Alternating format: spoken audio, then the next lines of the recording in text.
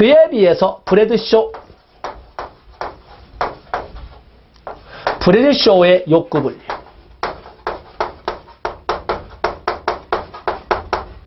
브래드쇼의 욕구 분류를 여러분들이 보시면 브래드쇼의 욕구 분류. 브래드쇼는 욕구를 규범적 욕구, 인지된 욕구, 표현된 욕구, 그리고 비교적 욕구로 나눴습니다. 첫 번째 규범적 욕구라고 하는 것은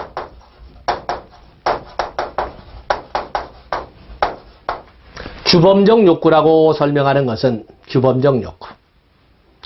이 규범이란 단어는 뭐냐면, 규범이라고 하는 것은 공동체 구성원이라면 누구에게나 똑같이 적용이 되고, 공동체 구성원이라면 누구나 똑같이 지켜야 하는 약속을 규범이라고 합니다.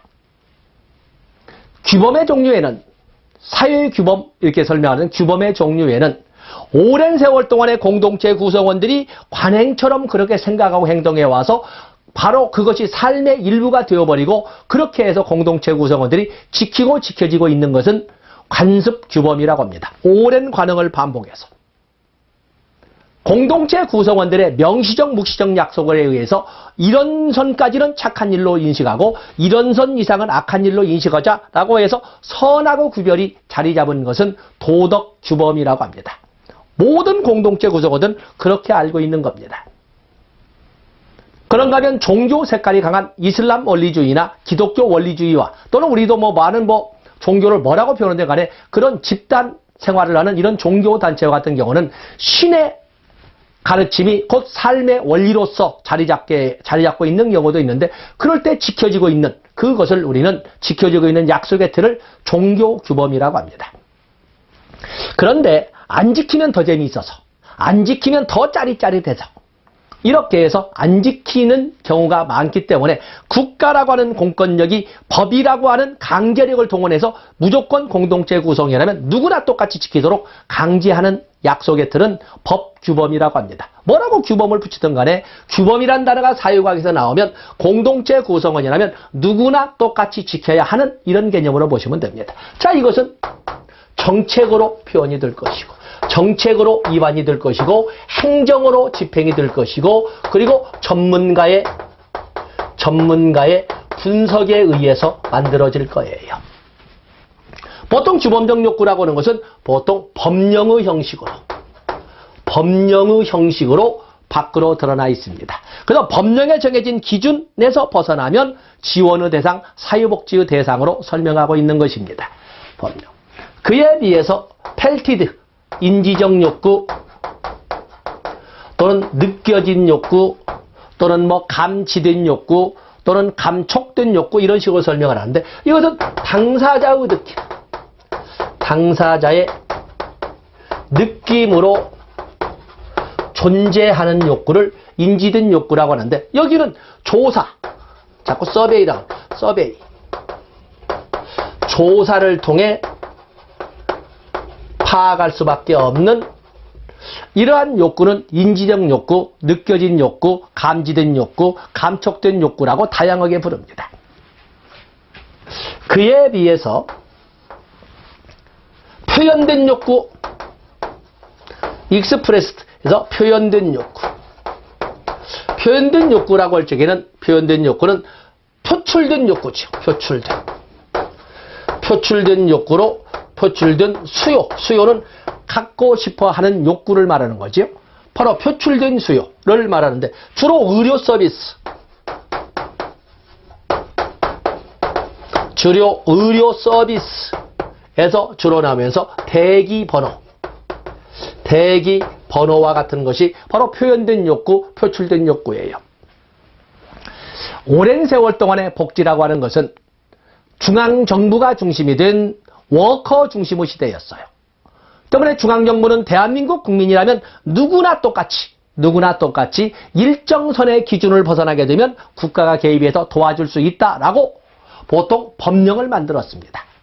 그 때문에 워커 중심의 시대에는 사회복지의 주체는 바로 중앙정부였고, 공급자였고, 생산자였고, 그리고 모든 국민에게 획일적인 규범적 욕구가 중심이 되어서 사회복지가 진행이 됐어요.